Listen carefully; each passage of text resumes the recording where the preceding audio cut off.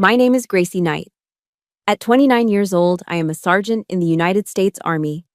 I have survived the dust storms of Afghanistan, but I nearly died on the hardwood floor of my own suburban Ohio home. I can still remember the weight of my stepbrother Brian's leather belt as he cinched it around my throat, lifting me off the ground. His eyes were bloodshot, his teeth clenched. Spit flew onto my cheek as he screamed, "Die quietly, Gracie. Do the world a favor."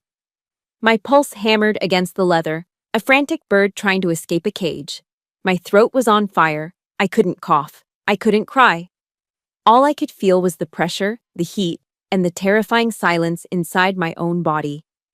Brian stopped yelling. He was growling now, like an animal, pouring every ounce of his hatred into the strength of his hands. My knees buckled first, then the rest of my body followed, collapsing like a wet rag. I fell hard, and I knew that, to them, I'd been dead for a long, long time. He thought he was extinguishing my life. He had no idea he had just activated my final weapon. If you've ever been treated like an outsider by your own family, let me know where you're watching from. Hit that like and subscribe button, because this story is proof that the truth always finds a way to speak, even when you're forced to be silent. The world narrowed to a pinprick of light, a blurry tunnel edged with exploding stars. My lungs were screaming, two empty bags being twisted shut. The roaring in my ears was the sound of my own blood trying to find a way out. But through that tunnel, my vision locked onto a single, stationary point. A shadow in the doorway of the living room. It was Mary. She stood perfectly still, her hands clasped together at her waist, fingers laced so tightly her knuckles were white. She wasn't moving forward to help. She wasn't running to call the police. She was just watching. An observer at a gruesome play she had seen rehearsed 1,000 times. In the last desperate seconds of my consciousness, I tried to make a sound, a gurgle, anything to break her trance. But the only sound in the room, besides Brian's guttural rage, was a whisper that cut through my panic with the chilling precision of ice. It was Mara's voice, not directed at Brian, but at the empty space around her, as if she were reassuring herself. "It'll be fine," she murmured, her voice barely audible over the thunder in my head. "Brian's just angry. He'll stop in a minute." She was witnessing an attempted murder, and her brain was calmly translating it into a temper tantrum. The words didn't register as denial. They registered as a verdict, a conscious choice. She was choosing the illusion of peace, the safety of the aggressor, over the life of her stepdaughter. The physical pain in my throat was nothing compared to the new psychological agony that bloomed in my chest. He was killing my body, but she had been killing my spirit for years. My training kicked in, a final instinctual spasm from a part of my brain that refused to surrender. My right hand, limp at my side, slammed flat against the polished oak floor. Slap, slap, slap. 3 hard, distinct impacts. Code, black. The signal you give when you can't speak, when you're compromised, when you need immediate extraction from a hostile zone. It wasn't just a plea for help. It was a final test. A last, desperate question aimed directly at the woman in the doorway. "Do you see me? Do you see what's happening?" Her silhouette shifted.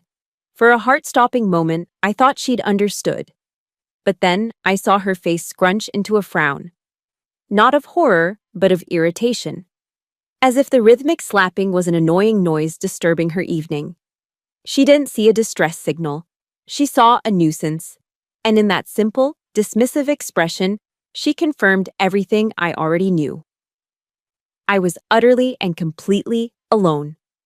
The betrayal was so absolute, it was almost clarifying.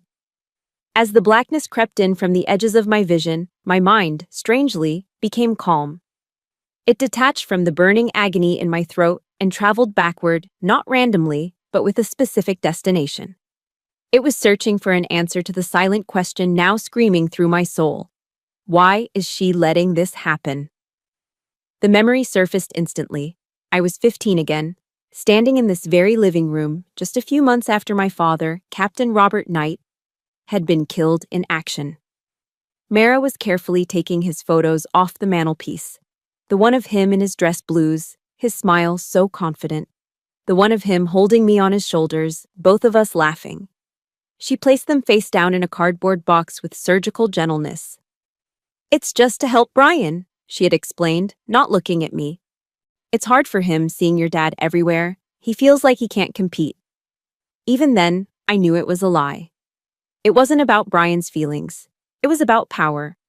It was the first strategic move in a long, quiet campaign to erase my father's legacy from this house. By removing his image, she was removing his authority, his memory, his honor. And with him gone, she was erasing my place in the family. She wasn't just enabling Brian's jealousy. She was actively clearing the field for his tyranny to take root and grow, unchecked. The empty spaces on the mantelpiece were where my status in this family had died, long before Brian's belt ever found my throat. The memory dissolved, and the present rushed back in a final, crushing wave.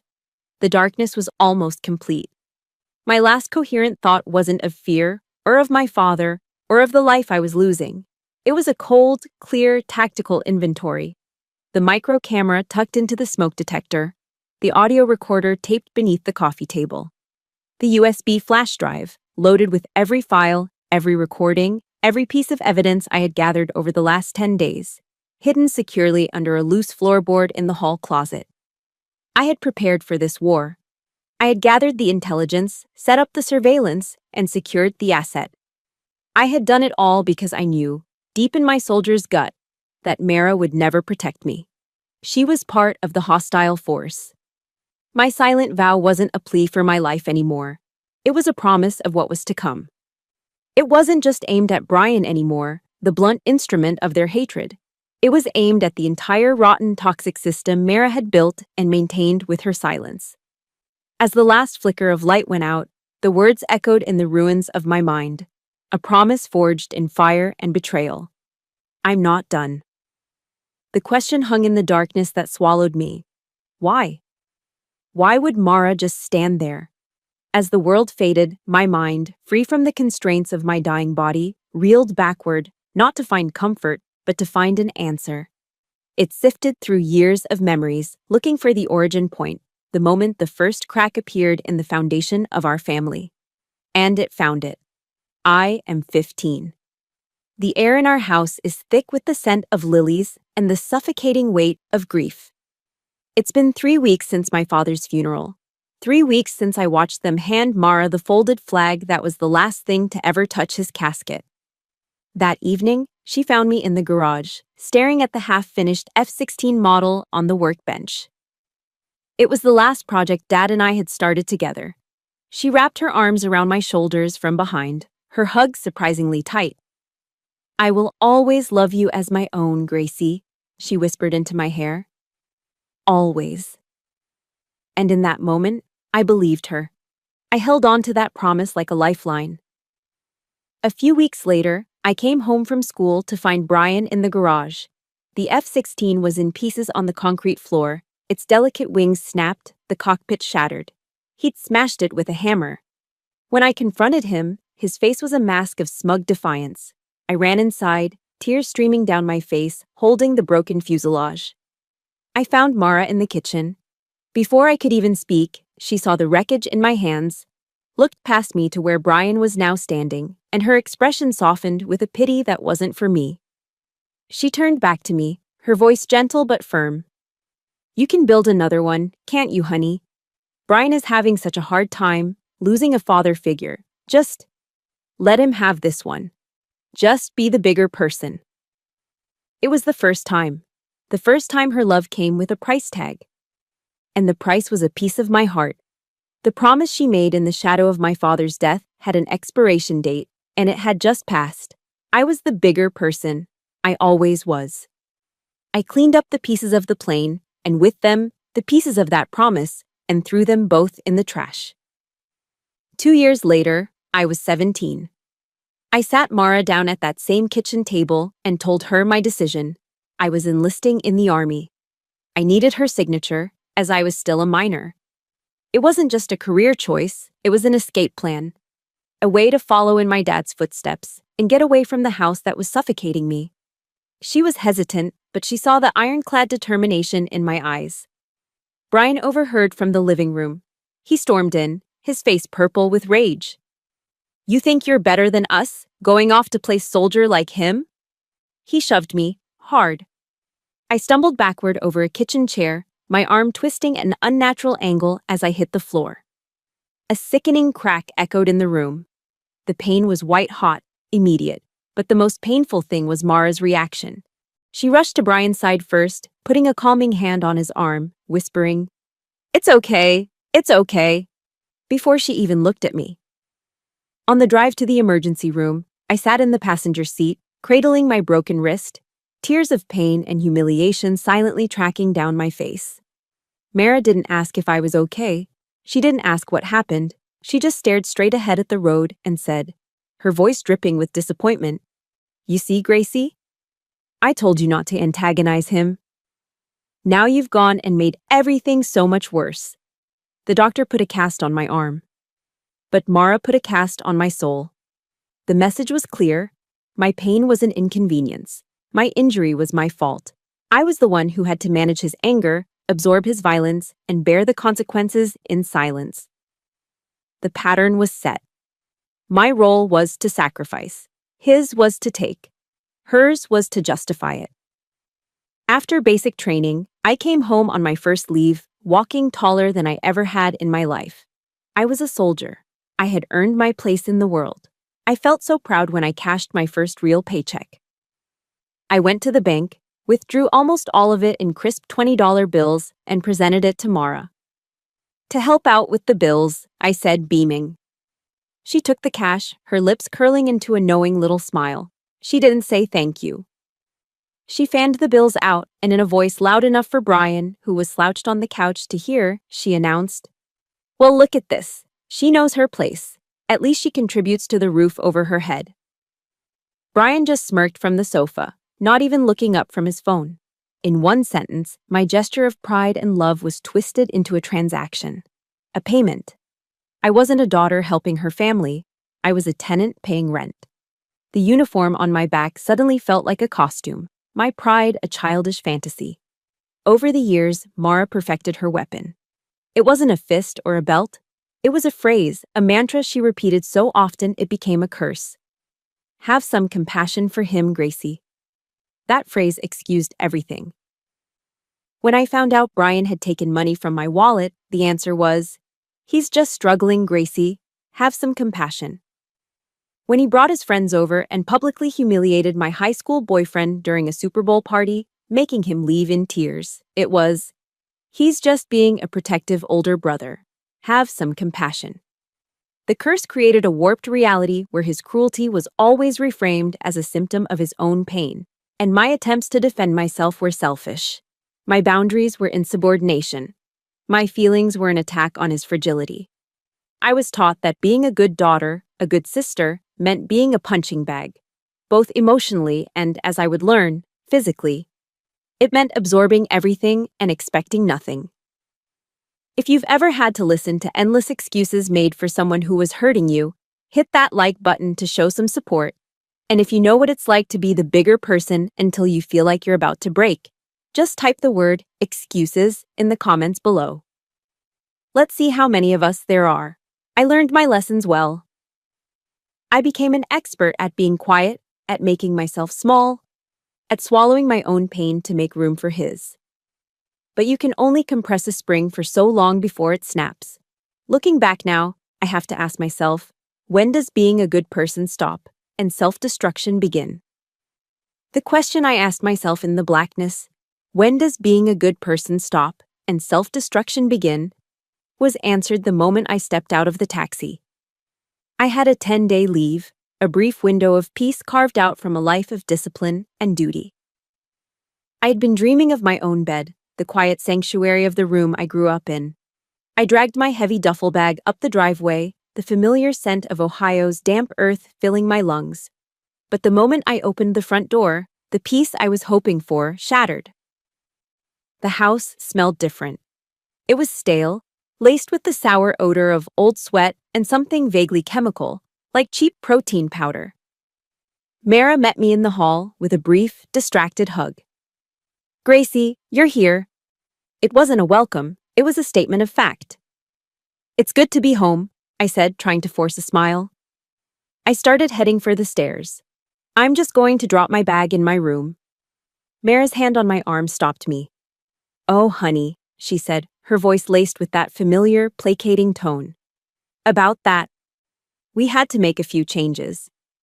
My old room, the one with the window that overlooked the oak tree in the backyard, was no longer mine. The door was open and I could see inside. It was unrecognizable.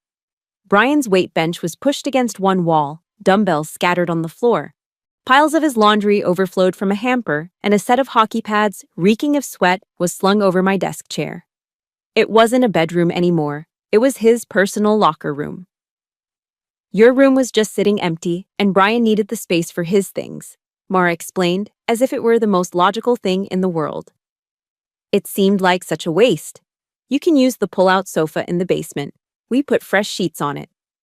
The basement. The cold, perpetually damp space with a single, high window that let in slivers of gray light. That was where I belonged now.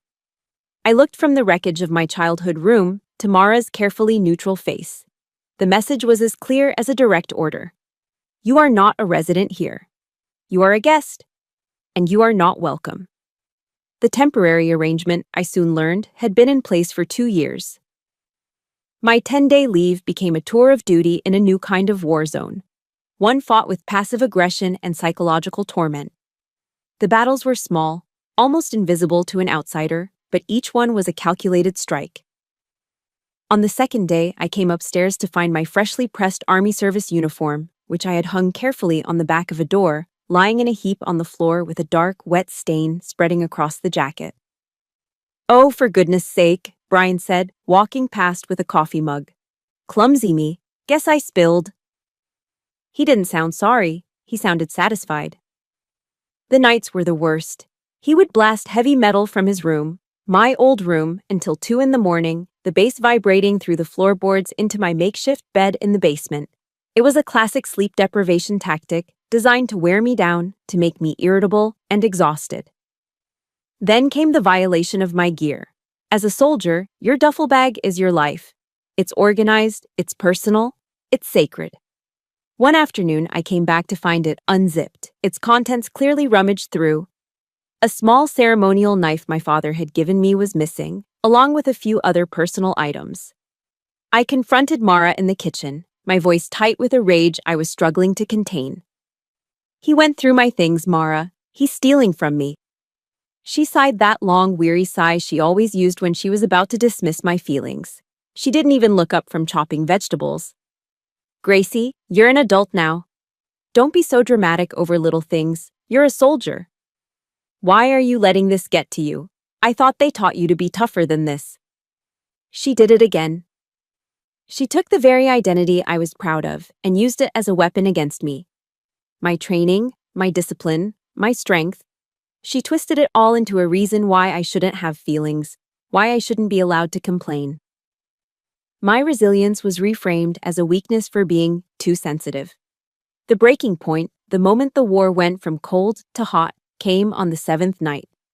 I was in the basement, trying to read under the dim light of a single bulb, when I heard Brian's voice drifting down from the kitchen.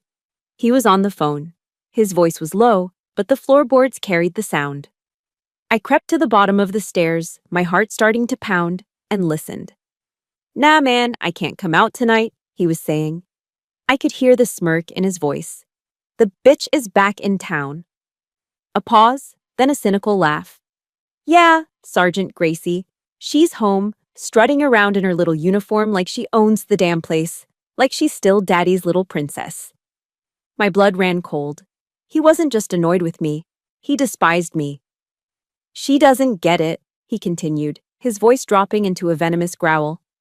This is my house now. Dad's gone. She's just a guest who's overstayed her welcome. I need to make sure she understands who's in charge here. For good. That was it. That was the confirmation. This wasn't a sibling rivalry. This wasn't a petty squabble over a bedroom. This was a campaign. A calculated, deliberate war for dominance. And in his eyes, I was the enemy combatant that needed to be neutralized. His words confirmed every fear that had been festering inside me. He didn't just want me to be uncomfortable. He wanted me gone. That night, sleep was impossible. I sat on the edge of the lumpy sofa bed in the suffocating darkness of the basement. The only sound was the frantic, rhythmic drumming of my own heart against my ribs. I closed my eyes and saw a map, a battlefield layout. This house was no longer a home, it was a hostile environment, and my training had taught me exactly how to operate in a hostile environment. You don't wait for mercy from the enemy. You don't appeal to their better nature. You gather intelligence. You document everything. You prepare your defenses. My resolve hardened, turning from hurt and frustration into something cold, sharp, and clear. A decision. I was no longer a daughter on leave. I was a soldier on a mission. I quietly slid off the sofa and moved to the corner where my duffel bag was propped against the damp wall. My fingers found the zipper, and the sound it made as I pulled it open was the only sound in the silence. It was the sound of a new war beginning. The decision I made in the basement wasn't born of anger, but of cold, hard clarity. My mission had begun. But before I could implement any strategy, I needed to get my head straight. The next day, after another tense, near-silent breakfast, the inevitable clash happened. Brian cornered me as I was heading for the basement stairs. "Still slumming it down there, Sergeant?" he sneered, blocking my path. "Don't you get tired of living in a hole?" I just looked at him, my face a blank mask. "It's quiet." "Yeah, well, don't get too comfortable," he said, stepping closer, his voice dropping. "This isn't your house. You're just a charity case." He then shoved my shoulder as he walked past, a deliberate act of physical dominance. The push sent me stumbling back a step. It wasn't hard enough to make me fall, but it was hard enough to leave a mark, both on my skin and on my resolve. I didn't retaliate. I didn't say a word. I just turned and walked out the back door into the humid Ohio afternoon, the screen door slapping shut behind me. I needed air. I needed a space that he hadn't contaminated. I stood in the middle of our small, patchy lawn, just breathing. The familiar sounds of the neighborhood, a distant lawnmower, the cheerful barking of a dog, kids laughing down the street, felt like they were from another planet. My world had shrunk to the 4 toxic walls of that house. Afternoon. The voice, gravelly and calm, startled me. I turned to see our next-door neighbor, Jared, standing on the other side of the low wooden fence that separated our properties. He was a widower, had been for years, and had lived in that house since I was a little girl. A pair of hedge clippers rested in his weathered hands. He was a quiet man, someone who mostly kept to himself. In all the years we'd been neighbors, our interactions had been limited to polite waves and brief comments about the weather. I expected the same now. A nod, a simple, "Hello." Instead, his gaze was direct, and it wasn't focused on my face.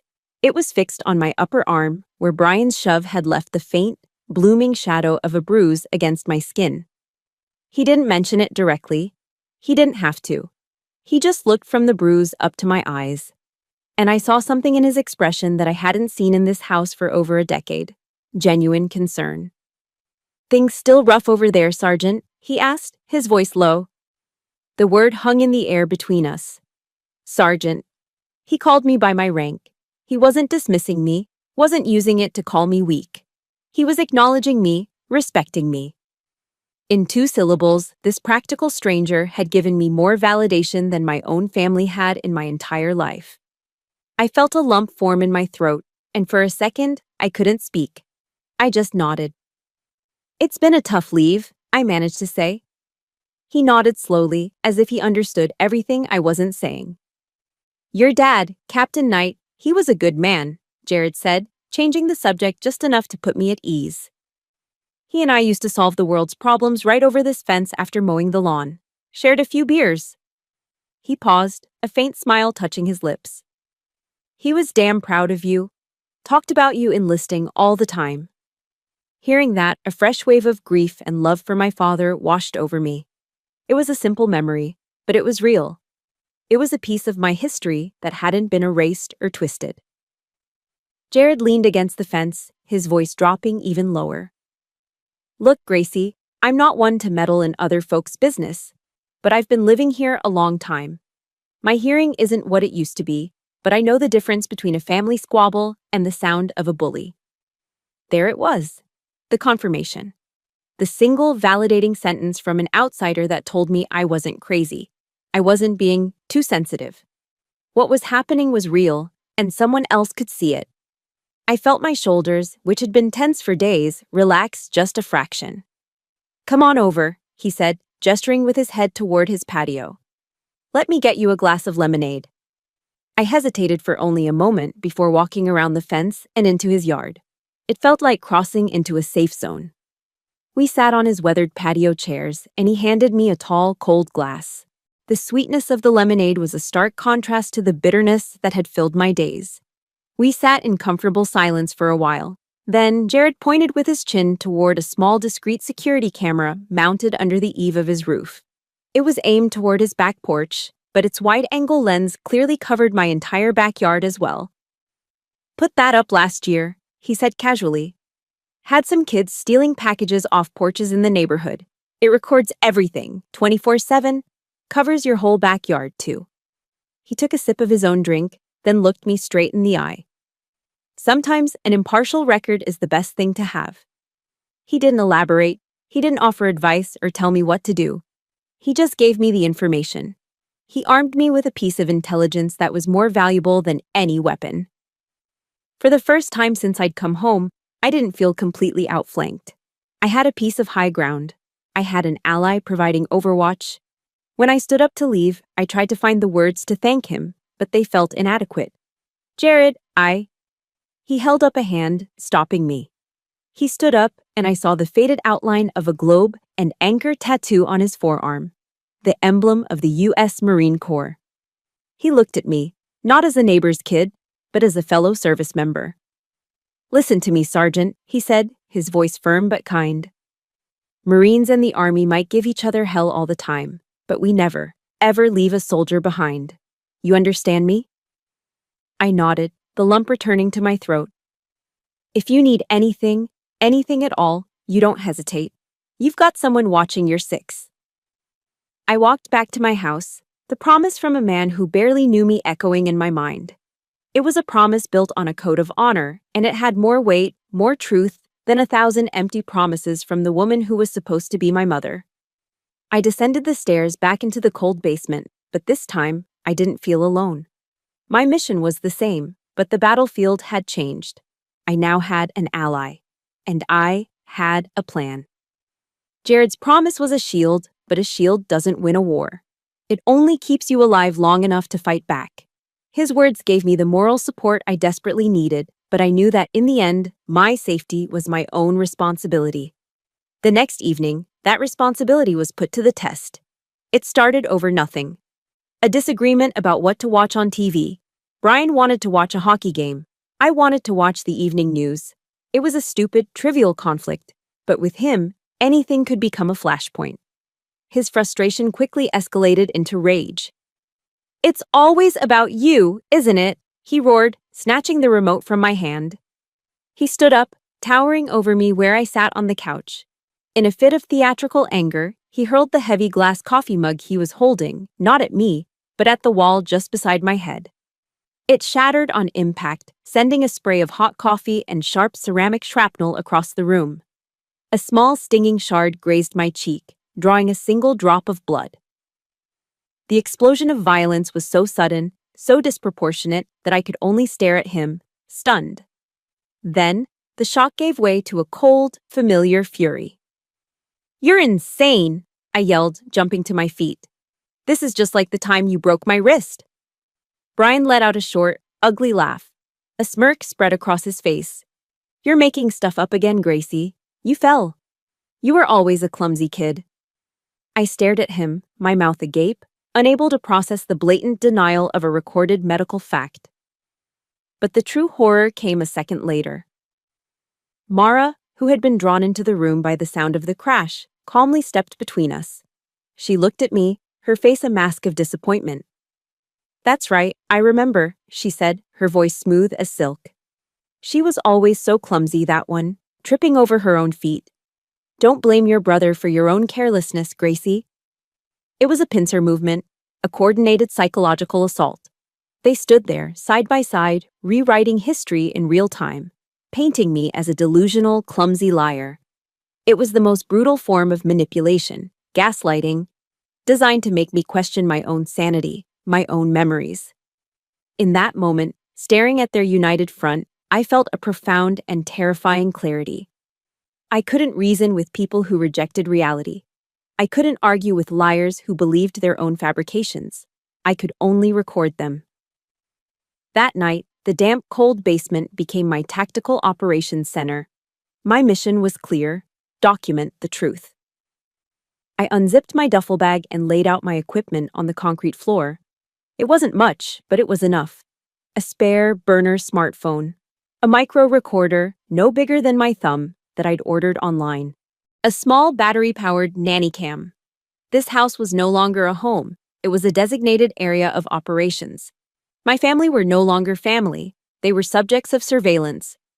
I spent the next hour planning my operation with the same methodical focus I would use for a field mission. The target was Brian. His patterns of behavior were the intelligence I needed. Mara was a secondary target, an enabler whose complicity needed to be documented. I identified strategic locations for my devices, places where conflict was most likely to erupt. The first device was the micro recorder. The next morning, before anyone else was awake, I slipped upstairs and secured it with a piece of duct tape to the underside of the dining room table. It was a high-traffic area, a place where they often talked when they thought no one was listening.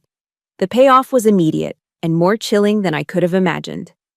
That evening, I retrieved the device and huddled in the basement, listening to the recording through my earbuds. The audio was clear. It captured the clinking of forks and knives, then Brian's voice, thick with annoyance. "I can't wait until she's gone," he whined. "It's like having a ghost in the house, a ghost that thinks it pays the mortgage."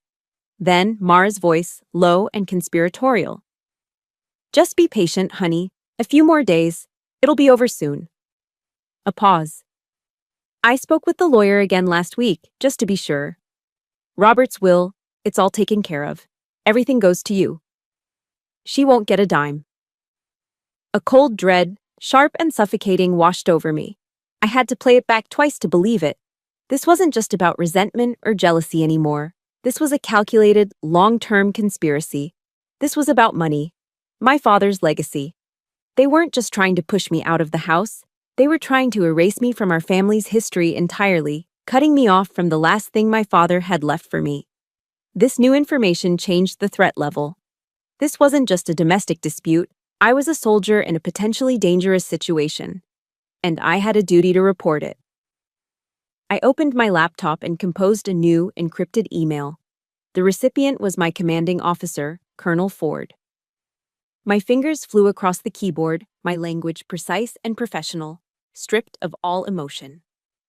Subject: Request to log official report. SGT Neitzer. Requesting to officially log a report regarding an unstable domestic situation encountered during my current leave period. The situation involves escalating hostility, which may pose a direct threat to my personal safety. I am taking measures to ensure my own security. Will keep you apprised of any developments. Very respectfully, Sergeant Gracie Knight. I hit send, my heart pounding. The response came in less than 5 minutes, a testament to the efficiency and concern of a good leader. Subject: Request to log official report. SGT Knight message. Received and understood, Sergeant. Report has been officially logged. Your safety is the priority. Follow your training. We have your back. Stay safe. Ford.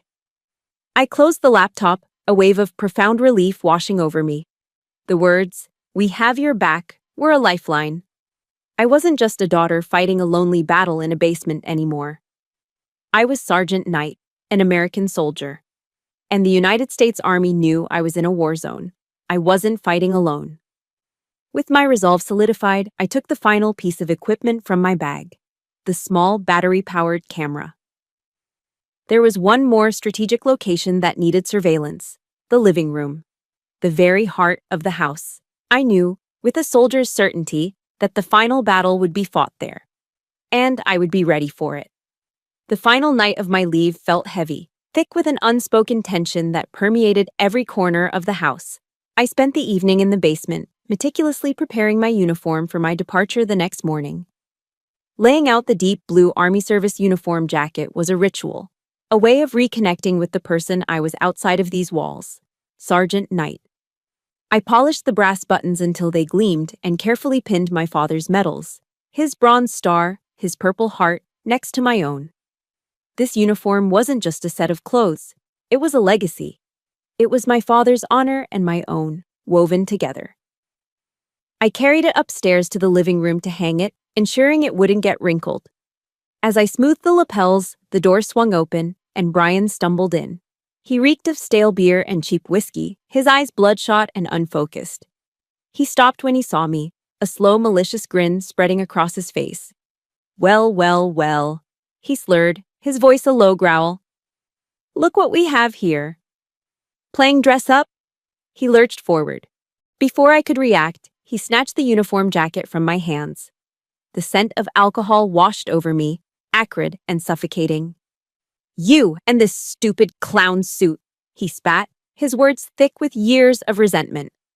Always pretending you're so much better than everyone else. And then he did it. He threw the jacket onto the hardwood floor. The metals clattered against the wood with a sound that seemed to echo in the silent room. Then, deliberately, he ground the heel of his heavy work boot onto the purple heart, scraping it against the floor. A fire I didn't know I possessed erupted in my veins, burning away all fear, all hesitation, all pain. There was only ice-cold rage. I looked at him, my voice devoid of any emotion. It was a flat, lethal command. Pick it up. He laughed, a harsh, ugly sound. What? You gonna cry to mommy? He taunted, taking a step toward me. You gonna tell her how the big bad brother was mean to you? I didn't flinch. I stood my ground, my posture as rigid as if I were at attention. I held his gaze and spoke with the chilling calm of a soldier who knew the battle had finally arrived. Or the whole world will hear you in this recording. I slowly raised my burner phone, which had been recording audio from my pocket since he walked in. The screen was lit, the red recording icon a pulsing beacon in the dim light. I watched his face cycle through a storm of emotions. First, drunken confusion. Then, dawning comprehension. It was followed by a flash of pure, animal panic in his eyes. And finally, as he realized he was cornered, the panic morphed into something else, something terrifying. A mask of pure, unadulterated malice. The last shred of humanity vanished from his face, replaced by the primitive rage of a predator. You bitch! He hissed, the words barely a whisper. And then he lunged. It was the same attack from my nightmares, from the opening moments of this story, but now I was living it with the full weight of context. He didn't go for me with his fists. He fumbled at his waist, his thick fingers unbuckling his belt. The sound of the leather pulling free from the loops was sickeningly loud. He swung it, and I threw my arms up to defend myself, but he was stronger, faster. He brought it around my neck, pulling it tight. My training screamed at me to fight back, gouge the eyes, strike the throat, but his body weight was already crushing me, driving the air from my lungs. He was lifting me off the floor, the rough leather biting into my skin, the metal buckle digging into my throat. My vision started to tunnel. Black spots danced at the edges. I could feel the frantic, useless hammering of my own heart against my ribs. I clawed at the belt, my fingernails scraping against the leather, finding no purchase. And through the roaring in my ears, I heard his voice. A guttural snarl right next to my ear, his spit hitting my cheek. Die in silence, Gracie. Do the world a favor. The words of my introduction. But this time, they were not just a memory, they were my reality. My executioner's final curse. My body was failing. My lungs burned for air that wouldn't come. But my mind, my soldier's mind, was still working. Follow your training. Complete the mission. My hand, trembling and weak, fumbled for the phone on the floor where I'd dropped it. My fingers brushed against the smooth glass. I couldn't see it. I could only feel. I slid my thumb across the screen, searching for the emergency alert icon I had programmed. A triple tap. That's all it would take. A silent code black signal sent to the two numbers that could save me, 911 and Jared. My thumb felt clumsy, disconnected from my brain. Tap, tap. I was losing consciousness, the world dissolving into a suffocating gray fog. My body went limp. Just one more. And then, a sound shattered the deadly silence. Boom, boom, boom. It was the sound of a fist hammering on the front door, a percussive explosion that shook the entire house. Gracie, what's going on in there? I've called the police. Jared. His voice was a cannon blast, a roar of righteous fury that cut through my fading consciousness. The sound shocked Brian. I felt the pressure around my neck loosen for a fraction of a second as his head snapped toward the door. Just a split second of hesitation. It was enough. If you believe that good people stepping in can change the world, hit that like button. And if you think Jared is a true hero for having his friends back, type hero in the comments to show your support for this brave veteran. That single moment of distraction saved my life. The belt went slack, and I fell from his grasp, collapsing onto the hardwood floor like a puppet with its strings cut. I landed hard, the impact jarring my bones. I couldn't breathe. I could only gasp, my throat raw and burning, my lungs desperately trying to pull in the precious, life-giving air. The battle had just reached its terrifying peak, and the cavalry had just arrived. The world came back to me in fragments of sound and color. The splintering crash of the front door being forced open. Shouts. The heavy thud of boots on the hardwood floor. Flashing red and blue lights painted the walls in chaotic strobing patterns. I was still on the floor, curled in on myself, my throat a column of fire, each ragged gasp for air a fresh wave of agony. A woman's voice, sharp and authoritative, cut through the noise. Police! Nobody move. I saw a pair of black boots, then a woman in a dark blue uniform kneeling beside me. Her name tag read, Chin. She had a calm, no-nonsense face. Ma'am, can you hear me? Paramedics are right behind us. Before I could answer, Brian started his performance. He pointed a trembling finger at me, his face a mask of faux terror. She attacked me. She went crazy. It's her PTSD from the army. She just snapped. But Officer Chin's eyes were not on him. They were on me. They scanned the scene with a professional, practiced gaze that missed nothing. The angry, raw ligature marks blooming on my neck. The heavy leather belt lying on the floor beside me. My phone, its screen still glowing with the active recording icon. And then her eyes flickered to the corner of the room, to the figure standing half hidden in the shadows of the kitchen doorway. Tamara. My stepmother wasn't crying. She wasn't hysterical. She wasn't rushing to my side or to her son's. She was just standing there. Frozen. Her face was a blank, emotionless void. In that single, chilling glance, Officer Chin saw what I had known for years. This wasn't a simple case of a soldier having a breakdown. This was a crime scene. Turn around and put your hands behind your back, she said to Brian, her voice flat and cold. His blustering protest died in his throat as another officer cuffed him, reading him his Miranda rights in a bored monotone. Then the paramedics were there, a whirlwind of calm, efficient motion. They surrounded me, their voices a soothing murmur of questions I couldn't answer. They cut my shirt open, stuck pads to my chest, and fitted an oxygen mask over my face. I heard one of them say my pulse was thready, my blood pressure was bottoming out. And then, as they lifted me onto a stretcher, the world began to fade again, the edges going dark, the sounds becoming distant and distorted. The last thing I remember from the house was being wheeled past Mara. She still hadn't moved. She just stared at me with those empty eyes as they carried me out of the home she'd helped turn into a torture chamber. The rest comes back in flashes, like scenes from a movie I can't quite follow. The wail of the siren, the bright lights of the emergency room. And then, a moment of terrifying silence. I was floating in a peaceful, painless void, and then a violent jolt, like being struck by lightning, slammed me back into my body. We've got VFib! Charging to 200. Clear! Another jolt. My body arched off the gurney. Still no rhythm. Asystole. Pushing EPI. Charge again to 360. Clear. A third brutal shock. A high-pitched, steady beep from a machine next to me finally broke into a weak, faltering rhythm. Beep, beep, beep. The sound of life. I would learn later that my heart had stopped. For 12 seconds, I was clinically dead. 12 seconds of silence, a chilling echo of my attacker's final command. That number would be seared into my memory, a permanent testament to his hatred.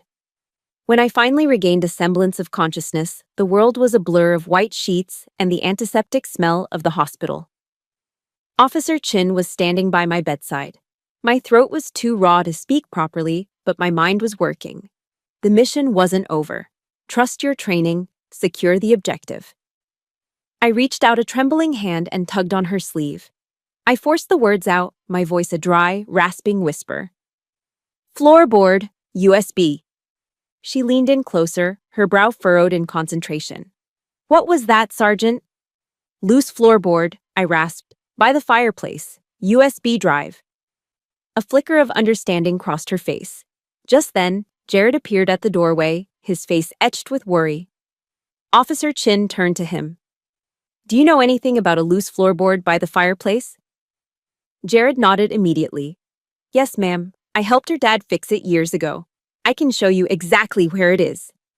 Officer Chin gave me a single, decisive nod. A silent promise. She left, and I knew, with every fiber of my being, that my plan had worked. My body had been broken, but my secret weapon, the cold, hard, undeniable truth I had so carefully collected, was now in safe hands. A few hours later, another woman in uniform appeared. She was a young Army lieutenant. Her name tag read Maddox. She was a liaison officer, sent from my base. She had a kind professional demeanor that immediately put me at ease. Sergeant Knight, she said softly, Colonel Ford is on the line for you. She held a phone to my ear. I heard the familiar, calm, commanding voice of my CO.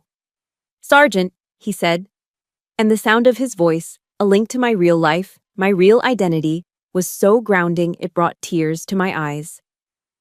I've been briefed on the situation. You've completed the hardest part of your mission. Now you let us take it from here. I listened, tears silently streaming down my face into the hospital pillow.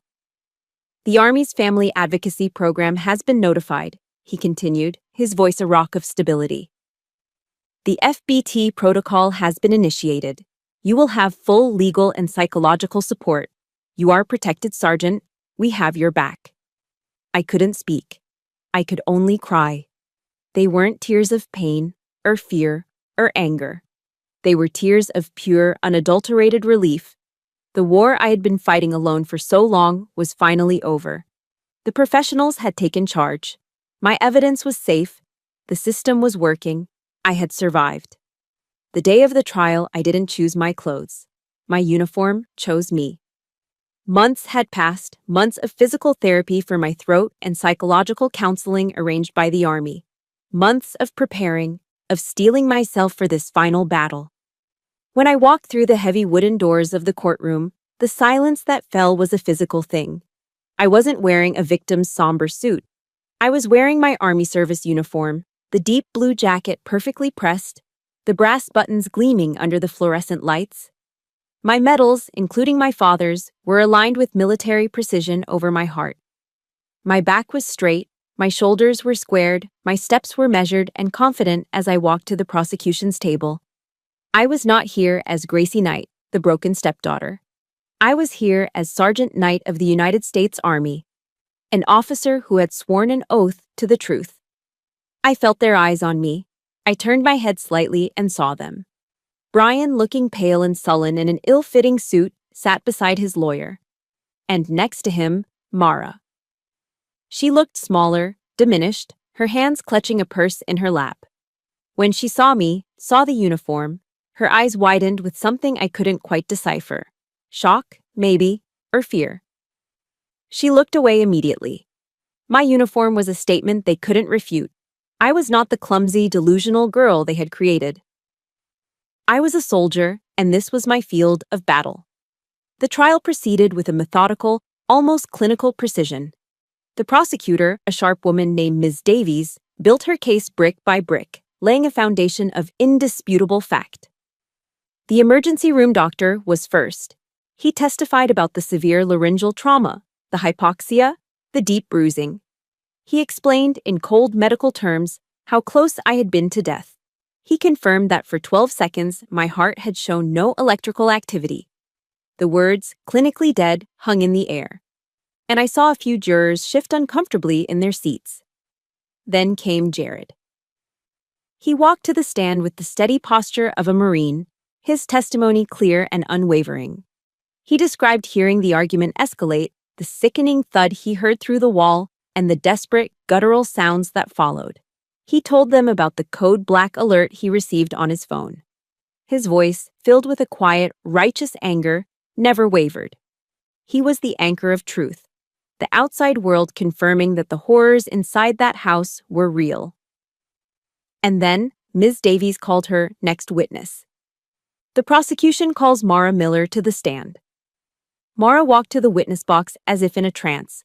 Her testimony was a masterpiece of minimization. She painted a picture of a difficult family dynamic, of two siblings who just didn't get along.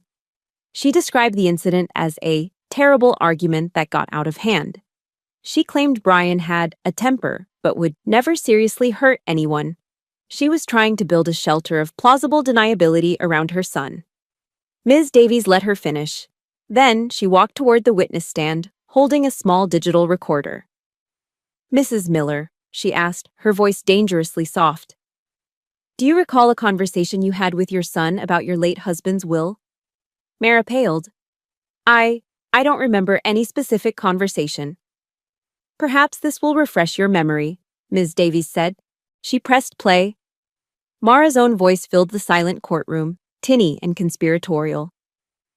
"Just be patient, honey. A few more days. It'll be over soon. I spoke with the lawyer again last week. Robert's will. It's all taken care of. Everything goes to you. She won't get a dime." A collective gasp went through the room. Mira stared at the recorder as if it were a snake. She began to stammer, to deny, but the damage was done. Her carefully constructed facade of a concerned mother shattered, revealing the cold, calculating greed beneath. She crumpled on the stand, her testimony in ruins, burying her face in her hands.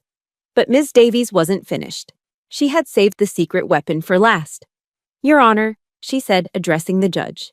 The prosecution would now like to present Exhibit A, a synchronized audio-video recording of the events on the night of the attack. The courtroom lights dimmed. A large screen descended from the ceiling. For the next few minutes, the entire room was transported back to my living room floor. They saw it all through the grainy, unblinking eye of the nanny cam, perfectly synced with the crystal-clear audio from my phone. They heard the slam of my uniform on the floor. They heard Brian's slurred, venomous words.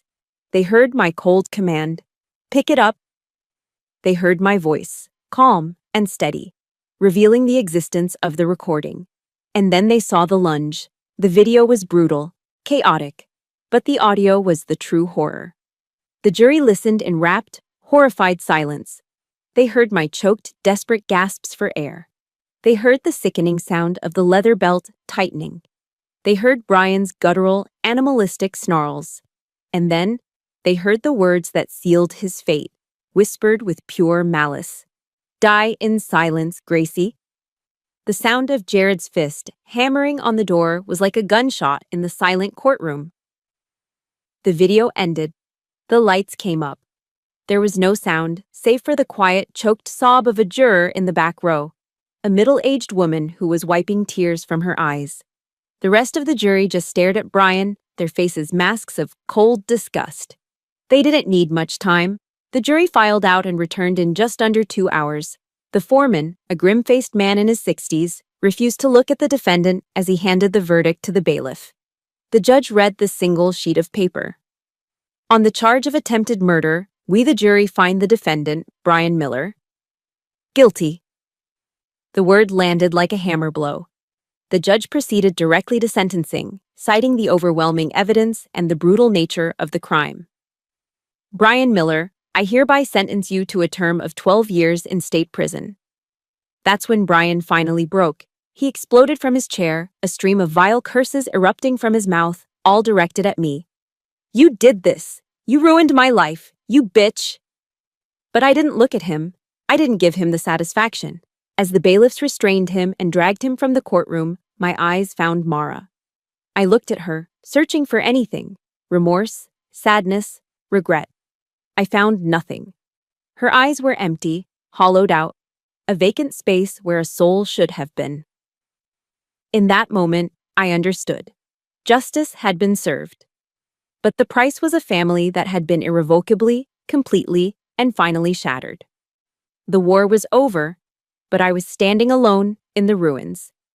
You would think that the moment the judge's gavel fell, the moment justice was served, a wave of elation would wash over me. You would think I'd feel triumphant, victorious. I felt none of that. As I walked out of the courthouse, past the scrum of local news reporters, the only thing I felt was a profound, bone-deep exhaustion.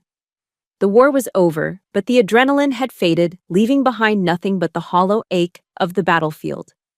The army, true to its word, took care of me.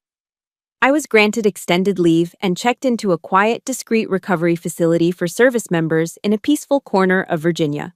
It wasn't a hospital, it was a sanctuary. A place for soldiers to heal from wounds that weren't always visible. My days fell into a gentle rhythm of therapy sessions with a brilliant psychologist named Dr. Evans, long walks through the wooded grounds, and hours spent simply sitting in silence, learning how to breathe again without the constant weight of fear on my chest. Dr. Evans was the one who handed me a book. "I think this might speak to you," she said. It was Daring Greatly by Brené Brown. I started reading it that afternoon, and I couldn't put it down. I devoured every page, every word resonating with a truth I had felt but never been able to name. I underlined a sentence that hit me like a physical blow. Vulnerability is not weakness. It's our greatest measure of courage. And I realized, sitting there in the quiet of my room, that my intelligence operation, my collection of evidence, hadn't just been a tactical maneuver. It had been an act of profound vulnerability. I had been forced to look my own trauma in the face, to document it, to own it. I had to dare greatly, to stand in the arena and present my brokenness as evidence, not of my weakness, but of his crime. The thought didn't heal me overnight, but it planted a seed of a new kind of strength, one that wasn't about enduring pain, but about embracing the courage it took to expose it. About a month into my stay, a letter arrived. The envelope was addressed in Mara's familiar, looping handwriting. For 2 full days, I just looked at it, sitting on my nightstand. It felt like a ghost from a past I was trying so hard to escape. Finally, with Dr. Evans's encouragement, I opened it. The letter was 5 pages long, a rambling, self-pitying monologue. It was filled with excuses disguised as apologies. She wrote about how scared she'd been, how Brian had always been a difficult child, how she was so afraid of being alone after my father died.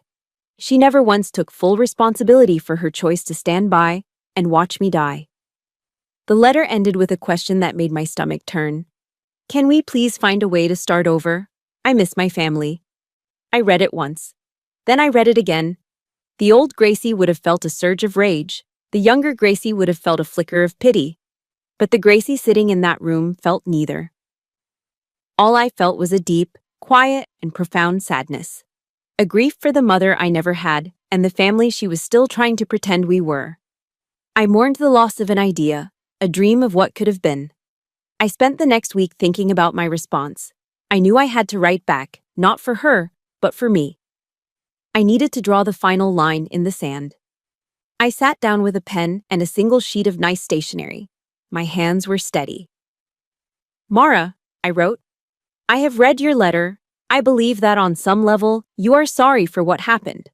But forgiveness and reconciliation are not the same thing.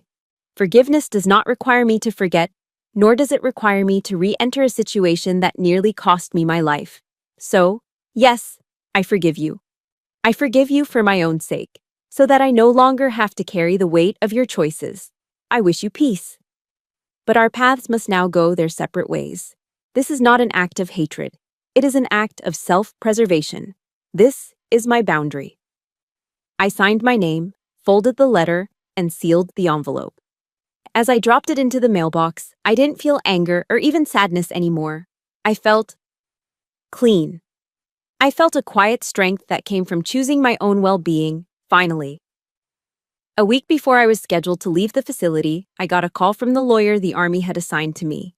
He informed me that, as part of the legal proceedings, the house in Ohio was being put up for auction to settle the estate.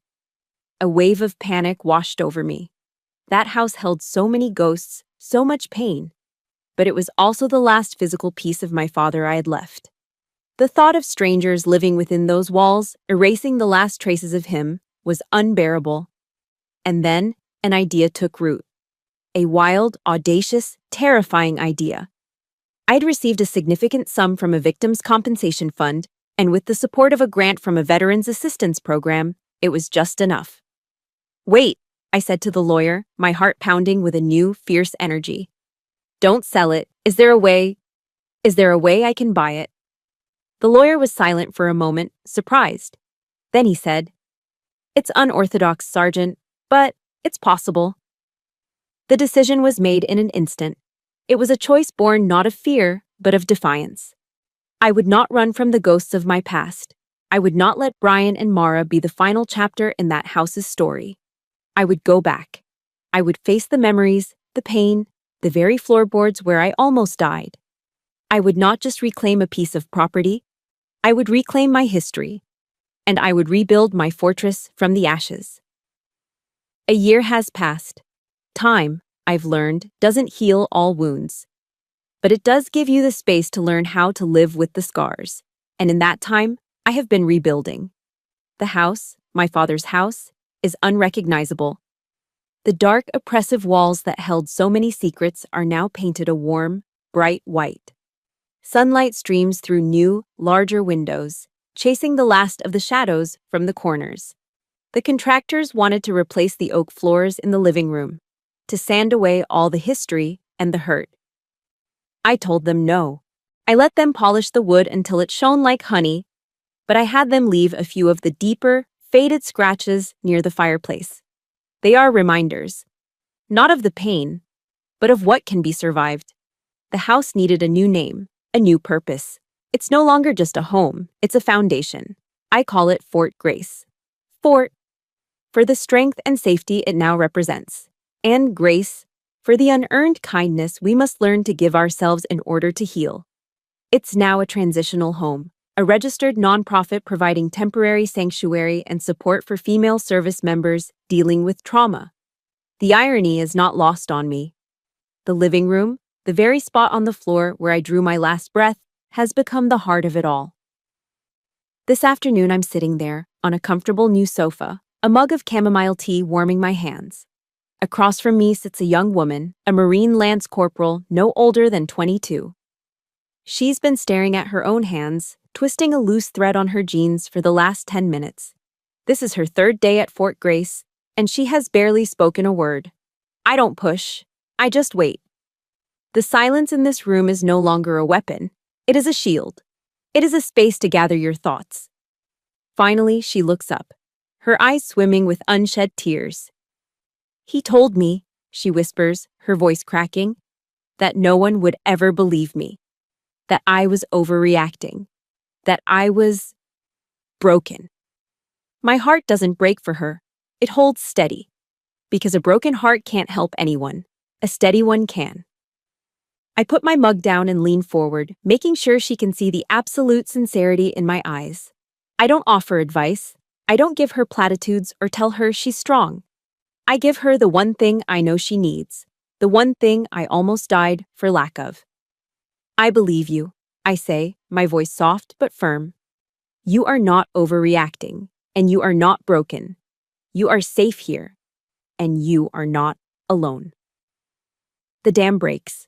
She begins to sob, not loud, violent cries, but the quiet, exhausted tears of someone who has been holding on for too long. And as I sit with her, simply bearing witness to her pain, I feel a final piece of my own fractured soul click into place. In validating her reality, I am healing my own. In offering her a sanctuary, I am completing the construction of mine. This is the circle of healing. This is what it's all for. My story, after the trial, had unexpected ripples. With the backing of Colonel Ford and the evidence from my case, a formal review was initiated within the Army's command structure. It led to a small but significant policy change, the implementation of the FBT protocol I had been a beneficiary of, creating a clearer, more supportive pathway for service members to report domestic threats without fear of it jeopardizing their careers. It gave my pain a purpose beyond my own survival. I was medically discharged from the Army a few months ago, an honorable discharge for wounds received not on a foreign battlefield, but in my own home. Now I have a new mission. I travel to bases across the country, speaking to soldiers about the invisible wars many of them are fighting. I share my story, not as a tragedy, but as a testament to the power of evidence and the courage of speaking up. I turned my personal war into a public service. The sun is beginning to set now. The young Marine is resting peacefully in one of the upstairs bedrooms. My old room, now a bright, safe space.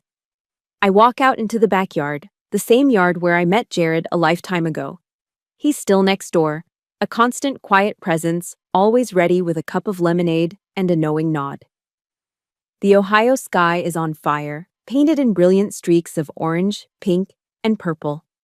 I stand there, breathing in the cool evening air, and my hand drifts up, my fingers unconsciously tracing the faint, silvery line on my neck. The scar doesn't ache anymore. It doesn't burn with the memory of betrayal. It's just a part of me now. A map of where I've been, a testament to the battle I fought. It is not a mark of weakness. It is the emblem of a soldier who won the most important war of her life. The last rays of sunlight wash over me, warm and golden. And for the first time in what feels like a lifetime, standing on the ground I reclaimed, in the fortress I built from the ashes, I feel completely and utterly at peace. My journey to this peaceful sunset wasn't about erasing the past, but about building a future from its ruins. My story is proof that even the deepest scars can become maps that lead us home to ourselves. I know many of you listening have walked through your own fires and found your own kind of strength. If my story has touched you in any way, please consider hitting the like button and subscribing to the channel. We share these stories to build a community of survivors. For today's comment, I'd be honored if you would share one word that represents your own resilience. Thank you for listening.